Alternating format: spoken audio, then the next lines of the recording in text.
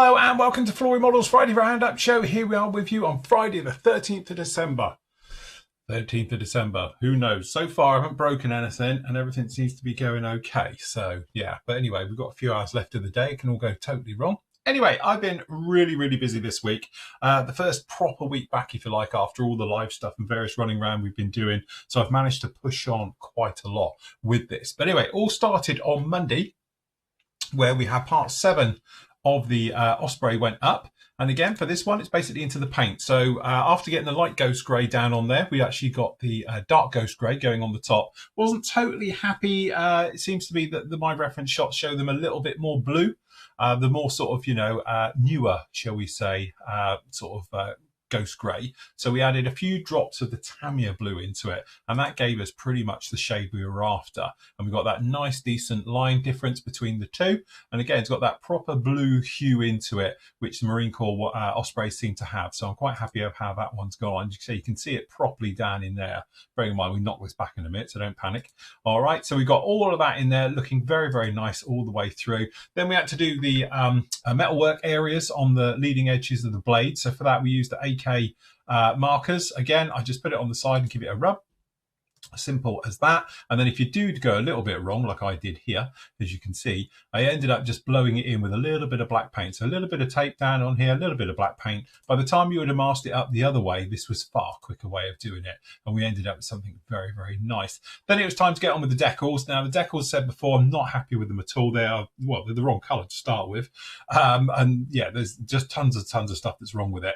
But unfortunately, I want to do this as a low vis version, and all the aftermarket is the high vis version. So I want to do a low vis version. So I thought, well, look, we might as well stick with it and we'll go through on this one. But as you can see, the markings are the wrong colors for one, and secondly, they're massively just, bleh. So anyway, I thought what we'll do is we'll put them down and then we'll worry about it later. So they went down, and I have to say the decals performed beautifully, no problem at all. They've gone down very nicely, no problem at all. And as you can see down here, here she is now. And I'll tell you what, if I pop these off, because they'll just fall off anyway, you can probably see there's a lot more going on here, that now we've knocked them back a bit. So this has just had a post shade literally over the top of it. And what we've done is we've just knocked them back a bit. So we've given it like a filter right the way over it. So they're not as bright and as dark as they were before. They're blending a little bit more to the background, which is how we wanted it to be on this one. So that's actually looking pretty smart down in there now and looking very nice. And again, we've just done, say, a little bit of post work underneath it. And it's very rare. In fact, I can't even remember the last time I post shaded anything. I usually do it all with oils. But because we've, we wanted to sort of blend these back, we wanted to knock them back. We didn't want them to be as strong and as stark as they were when they were new down. So by giving it this sort of grey over the top and filtering it just knocks it all back a level. So they're not as strong as they were before.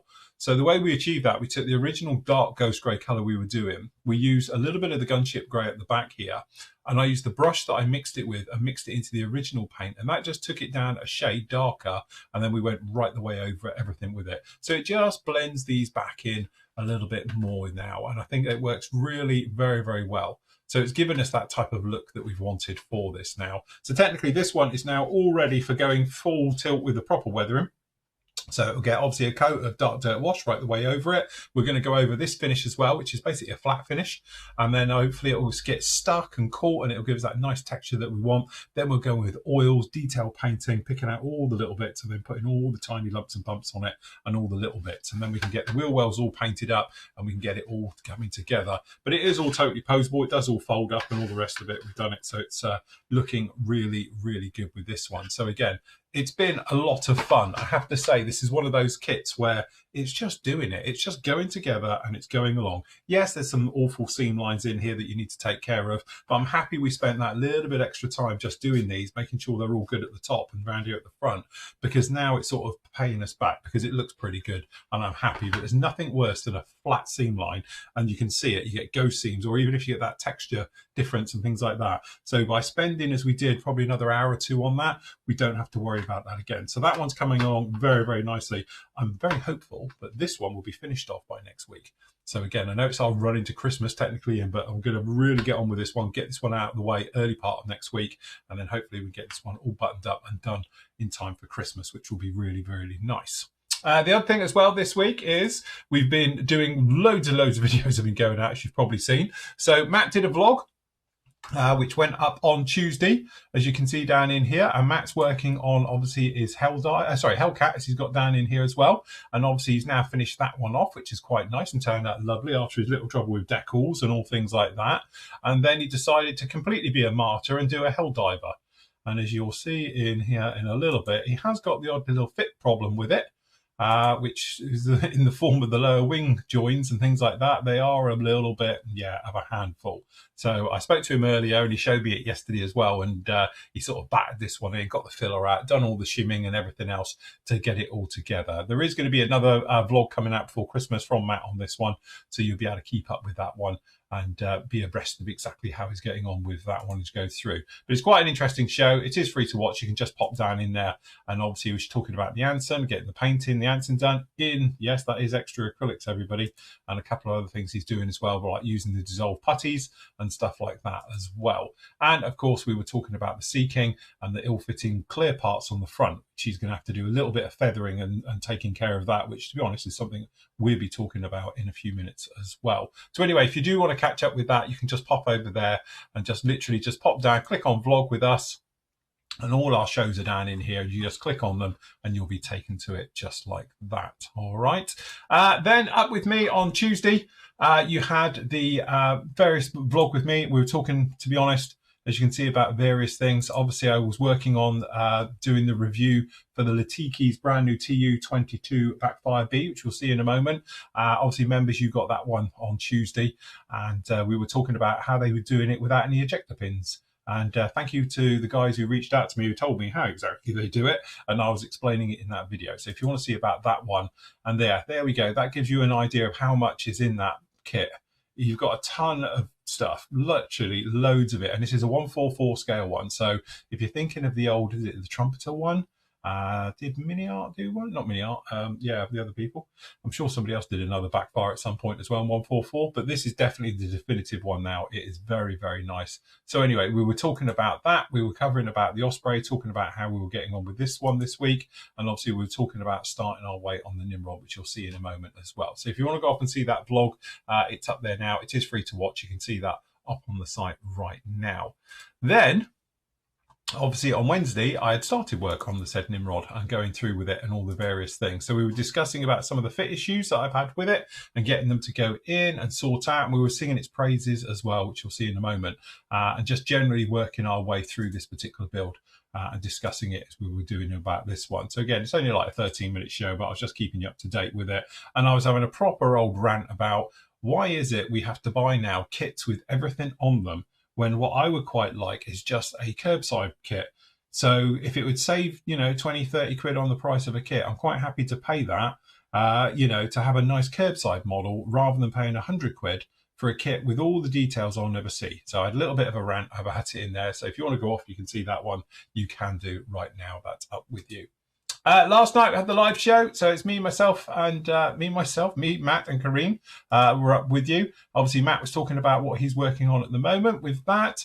I was talking, obviously, about the kit review that we were doing as well, and obviously was talking about how I've got around the fit issue problems and things like that on the Nimrod. And all the various stuff we were on and usual things. We were answering your questions, talking to the guys in chat, and just generally having mini rants, talking about how young I looked back then, which we worked out 13 years ago now when I worked on the Seahawk, because obviously we're discussing ICM's latest release.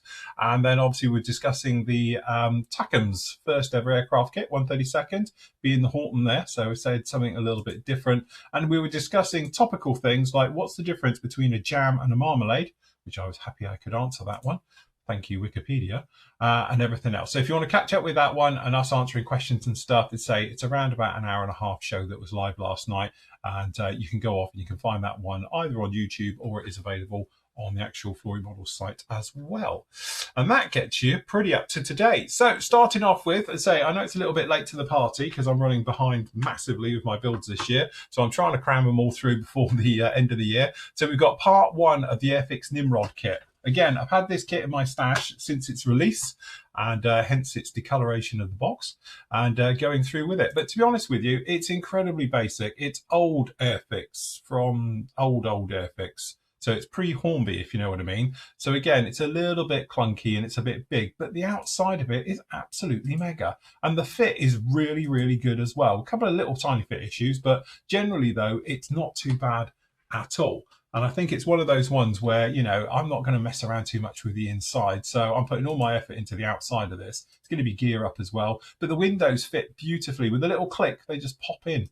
And they're great, and they go in very, very nicely. And again, the bulkheads all fit perfectly. The outside of this kit is brilliant. For a curbside model, it's, yeah. Unfortunately, no, the clear parts don't fit. So there you go, old Airfix. And so I'm doing a little bit of a workaround of that in a moment.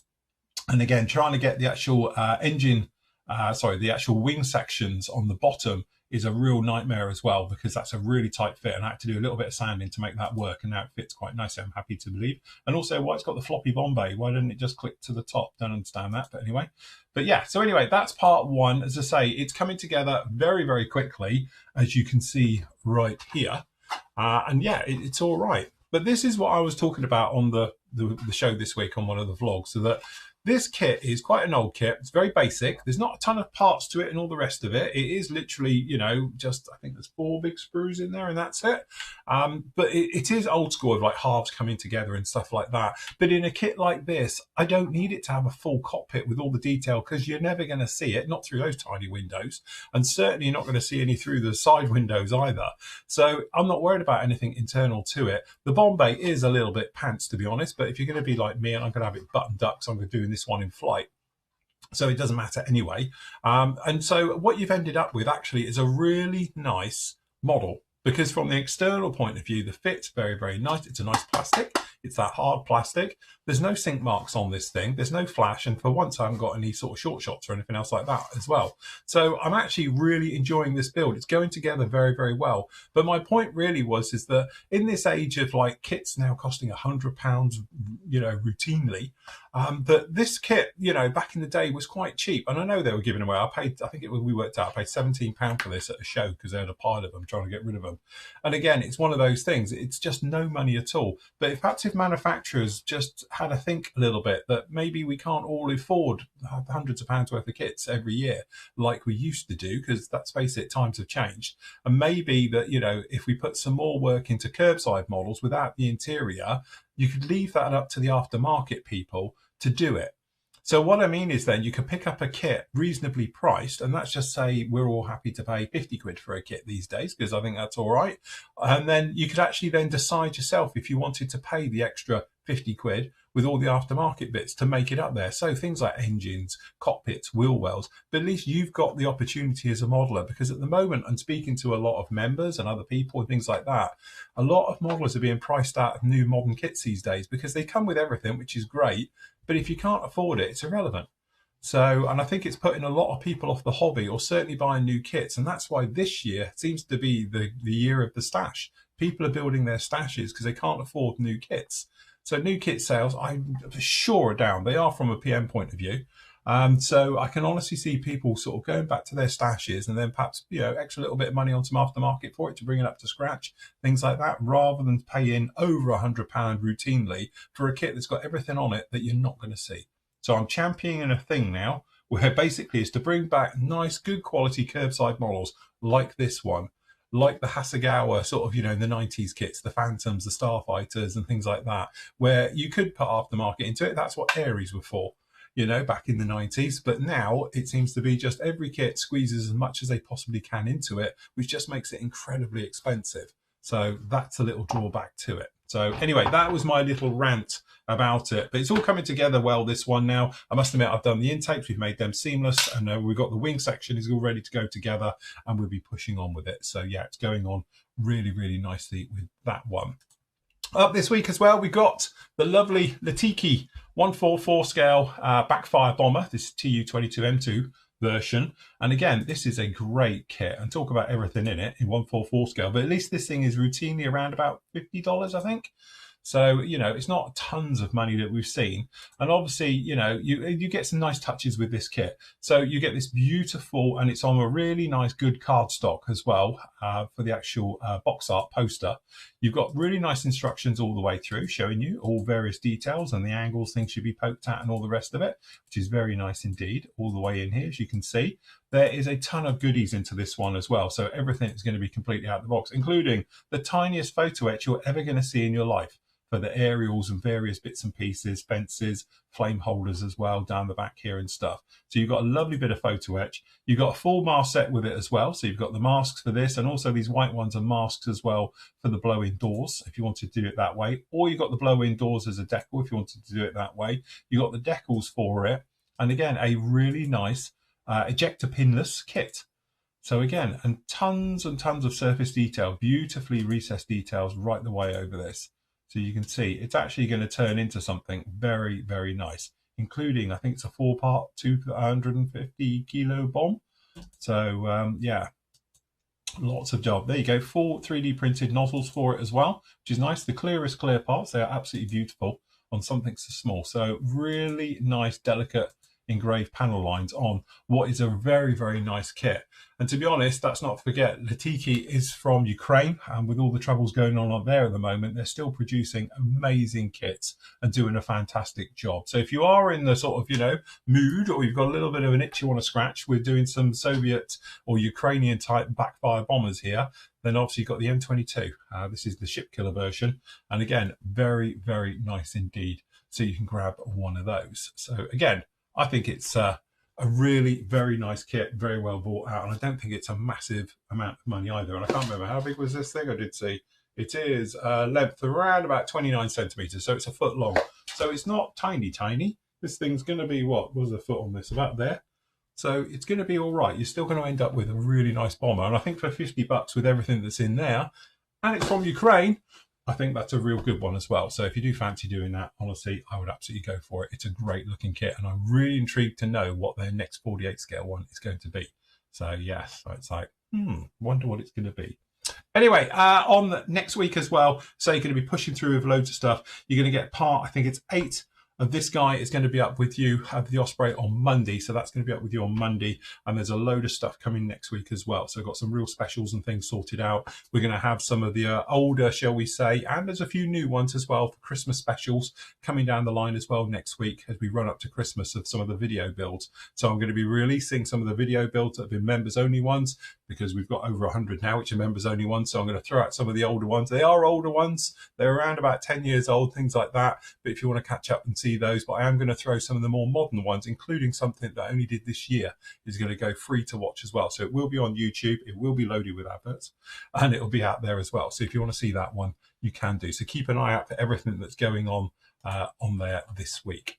A couple of things as well, just on the old sales front as well. We've got all the various bits and pieces in stock now, including the plasticard is back in as well. So the plasticard with me was out of stock for a while. This is the display stuff that is available and is back in stock as well. Plus the fact we've got all the tweezers in. The only thing we haven't got is the nippers, and unfortunately we're not going to get those to the new year now. So that's about it. And obviously we've got Chinese New Year as well. So there's going to be a delay, but the rest of it is all in stock now. We've got all of those down in there as well. So if you fancy getting any of those ones, and members, don't forget, you've got the limited edition Flory Medals mug, which is here. It's available. We've only got, I think, about 30 left. So there's only 30 left out of the 350. So if you want to grab yourself a mug, do it now, because I think by Christmas they're all going to be gone. So really nice in black this year, because this is our special anniversary one for the actual 20th anniversary of Flory Models Washes next year. So that's our limited edition mug for this year, or next year I should say, as it comes through. PM Models as well, they've got a few things. They've got a big sale at the moment on the books. So if you want to get discounts on all the books that we've got down on the site at the moment, you can grab any of those ones there. Some of them are out of stock already. The Lightning, unfortunately, out of stock. Oh, look, Tomcat's out of stock. That's because it's popular and everyone loves a Tomcat. But anyway, if you do want to get any ones from PM, you can get them there. And don't forget, wrong button. And don't forget, we've got all your other bits and pieces down in here. I had a bit of restocks this week of various things have come in, including the Airfix Sea Kings. The Junglies are in now, people. So everybody had a pre-order for that as well. You would have been invoiced. So keep an eye out in your inboxes for that one as well. And don't forget, if you're wondering where all the kits are these days, they're over on the actual eBay store. So if you pop over to the eBay store, we've got the PM Models store down in there. We've got all your kits and all the stuff we're sort of discontinuing and moving out of the way. So we've got the old stocks of the Abtolon oil paints, because obviously they've had a name change now. and things like that. So we've got lots of stuff down in there. I don't know how many have we got. We've got 48 pages full of it down in there. So if you want to grab any of those ones, you can do just like that as well. And that is about it for this week. Really, really busy week. Next week's going to be really busy as well because I really want to push on. Goal for me is to obviously get the Osprey finished, which would be lovely, and is to get the Nimrod into paint. I know it's a long call, but I might get some work done over the weekend as well, and hopefully we can get this one going on as we make our way through. As always on a Friday, I'm going to leave you with your great work from the gallery and stick around some corkers in there this week. But until next week, everybody, happy modelling. Take care.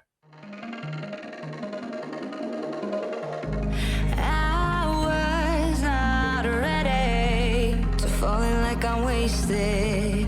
My heart grows heavy.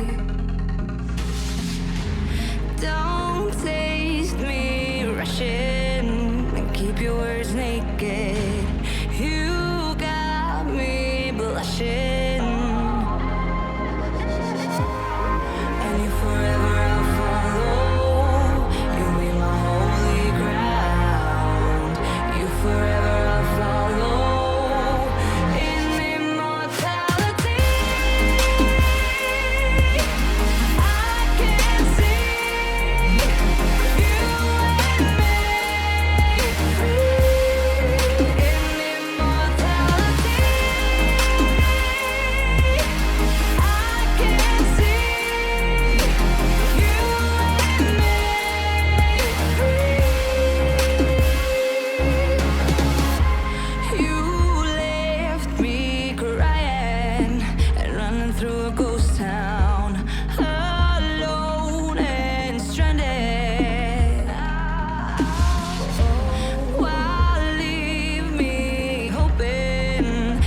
For the answers, no.